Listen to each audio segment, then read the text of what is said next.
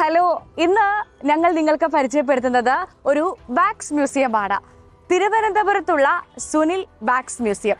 ഇതുള്ളത് പത്മനാഭസ്വാമി ക്ഷേത്രത്തിന്റെ സൗത്ത് ഗേറ്റിന് അടുത്താണ്. ഈ സുനിൽ വാക്സ് മ്യൂസിയത്തിന് ഒരുപാട് പ്രത്യേകതകളുണ്ട്. സുനിൽ കണ്ടല്ലൂർ എന്ന് പറയുന്ന ഇന്ത്യയിലെ തന്നെ പ്രമുഖനായ ഒരു വാക്സ് പ്രതിമ നിർമ്മാതാക്കൾ ഒരാളാണ് അദ്ദേഹം. അദ്ദേഹത്തിന് കേരളത്തിലും പൂനെയിലും ഒക്കെ ഇത്തരത്തിലുള്ള ഒരു വാക്സ് മ്യൂസിയങ്ങളുണ്ട്. അതിൽ കേരളത്തിലുള്ളത് തിരുവനന്തപുരത്താണ്. നമ്മുടെ സ്വന്തം തിരുവനന്തപുരത്താണ്. ഇവിടെ ഏകദേശം 38ഓളം പ്രതിമകൾ, മെഴുക് പ്രതിമകൾ ഉണ്ട് എന്നാണ് മനസ്സിലാക്കുന്നത്. എന്തായാലും ഒരുപാട് വൈവിധ്യങ്ങളുള്ള, ഒരുപാട് ജീവൻ തുടിക്കുന്ന പ്രതിമകൾ നമുക്ക് ഇവിടെ കാണാൻ സാധിക്കുമെന്നാണ് മനസ്സിലാക്കുന്നത്. നമുക്ക് എന്തായാലും നേരെ പോയിട്ട് എന്തൊക്കെയാണ് ഇവിടുത്തെ, ഏതൊക്കെ പ്രതിമകളാണുള്ളത് എന്നുള്ള പ്രത്യേകത നോക്കാം.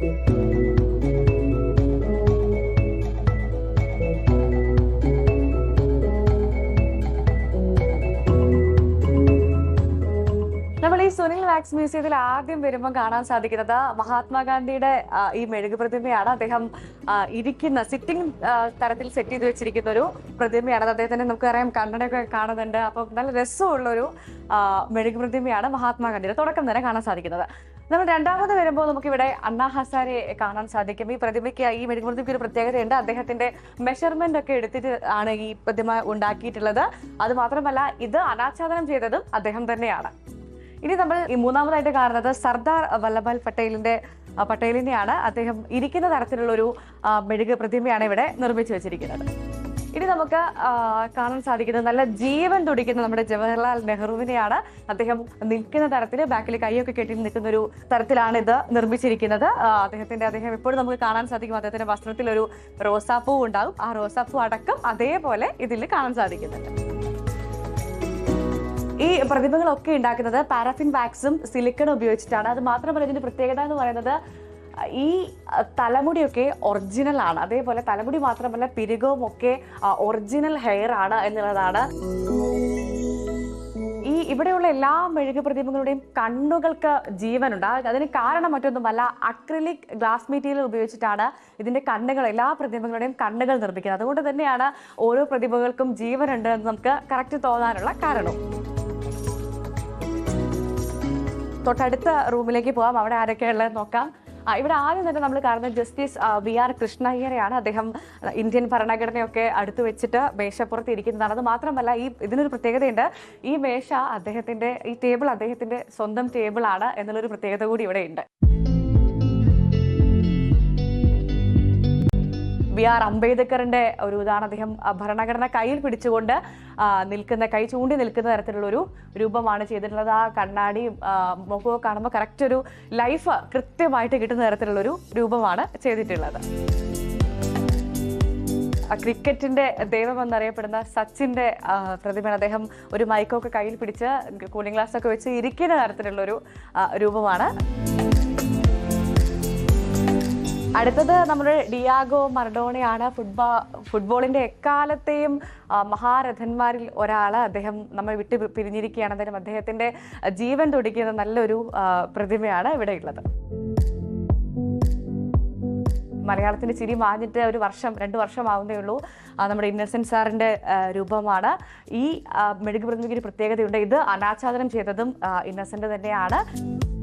ഇവിടെയും നമുക്ക് കാണാൻ സാധിക്കുന്നത് മുഴുവൻ നമ്മുടെ സൂപ്പർ സ്റ്റാറുകളെയാണ്. ആദ്യം തന്നെ നമ്മുടെ ജയൻ സാറാണ്. ജയൻ സാർ അദ്ദേഹത്തിന്റെ നമുക്കെപ്പോഴും എല്ലാവർക്കും പരിചയമുള്ള സ്ഥിരം ഈ ആക്ഷനൊക്കെ ഇട്ടുകൊണ്ട് നിൽക്കുന്ന നല്ല ഭംഗിയുള്ളൊരു രൂപമാണ്. അടുത്തത് നമ്മുടെ മലയാളത്തിന്റെ സ്വന്തം സൂപ്പർ സ്റ്റാർ നമ്മുടെ ലാലേട്ടൻ. ഒരു നാട്ടുരാജാവ് സ്റ്റൈലൊക്കെ ഇങ്ങനെ കാലൊക്കെ കയറ്റി ഇരിക്കുന്ന അദ്ദേഹത്തിന്റെ ഒരു പൊതുവെയുള്ളൊരു സ്റ്റൈല്, ആ ഇരുത്തം ഉള്ള അതേപോലെ നല്ല കൂളിംഗ് ഗ്ലാസ് ഒക്കെ വെച്ച്, ആടുതോമയിലെ കൂളിംഗ് ഗ്ലാസ് ഒക്കെ വെച്ച് അദ്ദേഹം ഇരിക്കുന്ന നല്ലൊരു രൂപമാണ് ഇവിടെ വെച്ചിരിക്കുന്നത്. പോക്കിരി രാജയാണ് നമ്മുടെ സ്വന്തം മമ്മൂക്ക.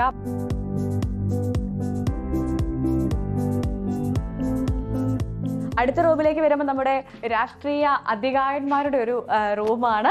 നമുക്ക് ആദ്യം തന്നെ VS അച്യുതാനന്ദൻ സാറിനെ കാണാം. അദ്ദേഹം ഇരിക്കുന്ന തരത്തിലുള്ള ഒരു രൂപമാണ്. ഇതിന്റെ പ്രത്യേകത 2006-2007 അദ്ദേഹം മുഖ്യമന്ത്രി ആയിരുന്ന സമയത്ത് തന്നെ അദ്ദേഹത്തിന്റെ മെഷർമെന്റ് എടുത്ത് ചെയ്തിട്ടുള്ളൊരു രൂപമാണ്. അദ്ദേഹത്തിന്റെ ആ ഒരു എപ്പോഴും മുഖത്തുള്ള ഒരു ചെറിയ പുഞ്ചിരിയൊക്കെ ഈ രൂപത്തിൽ നമുക്ക് കാണാൻ സാധിക്കും.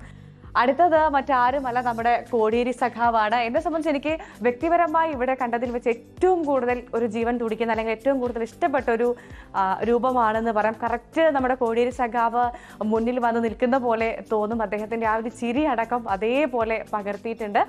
അതിന് പ്രത്യേകതയുണ്ട്. അദ്ദേഹത്തിന്റെ വസ്ത്രമാണിത്, അദ്ദേഹം ധരിച്ചിരിക്കുന്ന ഷൂ ആണ്. ഇതൊക്കെ അദ്ദേഹത്തിന്റെ സ്വന്തം വസ്ത്രങ്ങളാണ് ഇതിൽ വെച്ചിരിക്കുന്നത്.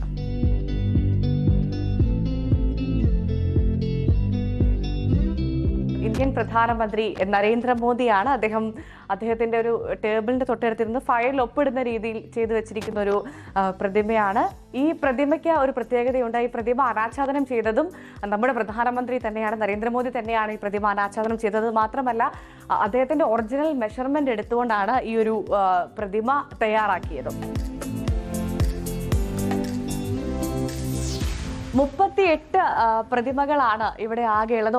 ഓരോന്നും ഒന്നിനൊന്ന് മെച്ചമാണ് എന്ന് തന്നെ പറയാം. ഇനിയും ഒരുപാട് പ്രതിമകൾ അണിയറയിലുണ്ട്. നമ്മുടെ മുൻ മുഖ്യമന്ത്രി ഉമ്മൻചാണ്ടിയുടെ പ്രതിമയൊക്കെ ഒരുങ്ങുന്നുണ്ട് എന്നാണ് ഇവിടെ അന്വേഷിച്ചപ്പം അറിയാൻ സാധിച്ചത്.